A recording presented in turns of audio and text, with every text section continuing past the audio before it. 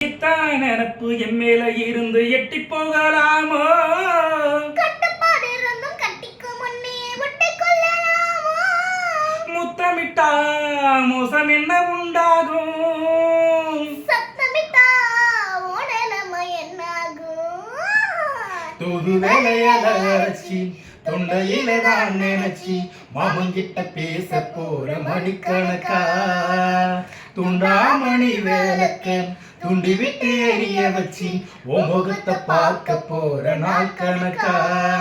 அந்த இந்திர சந்திரம் மாமா வந்தா எந்திரிச்சு நிக்கணும். அந்த ரம்பையும் ஊர்வசையும் மாமனுக்கு தொண்டுகள் செய்திடணும். நீ காத்தாகி ஊத்தாகி மாமனை கழுவி கட்டிக்கணும்.